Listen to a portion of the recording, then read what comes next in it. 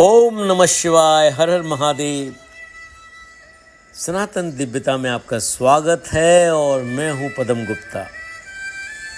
एकादश रुद्र की श्रृंखला में आज चर्चा करेंगे महामृत्युंजय। भगवान महामृत्युंजय अपने ऊपर के दो हाथों में स्थित दो कलशों से सिर को अमृत जल से सींच रहे हैं। अपने दो हाथों में क्रमश मृगमुद्रा और रुद्राक्षी माला धारण किए हैं। दो हाथों में अमृत कलश लिए हैं, दो अन्य हाथों से अमृत कलश को ढके हैं। इस प्रकार 8 हाथों से युक्त कैलाश पर्वत पर स्थित स्वच्छ कमल पर विराजमान, ललाट पर बाल चंद्र का मुकुट धारण किए त्रिनेत्र मृत्युंजय महादेव का मैं ध्यान करता हूँ। आज आप बहुत दुखी और उदास दिख रहे हैं। महामुनि मृजरंग के पौत्र श्री मार्कंडेय ने अपने पूज्य पिता को चिंतित देखकर अत्यंत विनम्रता से कहा, इसका क्या कारण है? आपको चिंतित देखकर मेरा हृदय व्याकुल हो रहा है।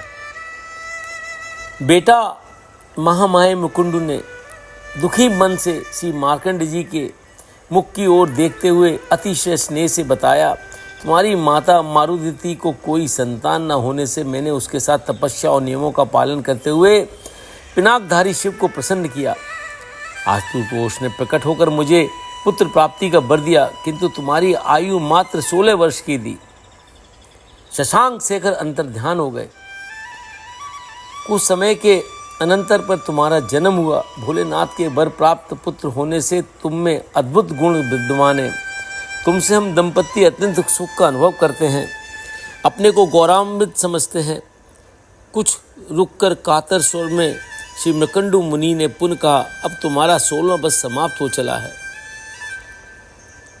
आप मेरे लिए चिंता ना करें।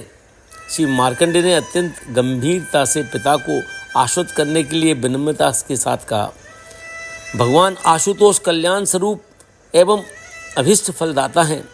मैं उनके मंगल में चरणों का आश्रय लेकर और उनकी उपासना करके अमृत प्राप्त करने का प्रयत्न करूंगा।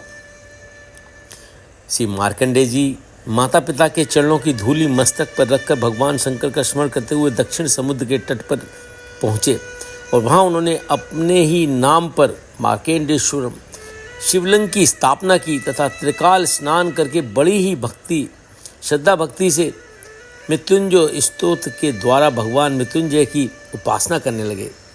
भगवान शंकर तो ठहरे उक्त स्तोत्र से एक ही दिन में प्रसन्न हो गए।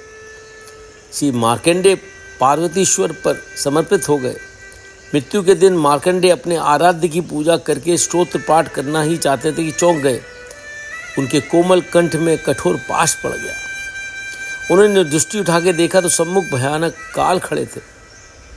महामाते काल, श्री मार्कंडेय ने निवेदन किया, मैं अपने प्राण प्रिय मृत्युंजय स्तोत्र का पाठ कर लूं, इतना अवसर आप मुझे दे दें। काल किसी की प्रतीक्षा नहीं करता। ब्राह्मण, काल ने बड़े रोष से कहा, तुम्हारे लिए भी समय नहीं है। आहा!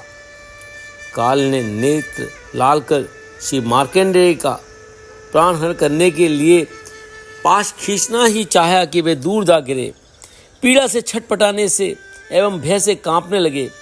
उक्त शिवलिंग से साक्षात भूत बावन भगवान शंकर ने प्रकट होकर अत्यंत क्रोध से काल के वक्ष में कठोर पदाघात किया था।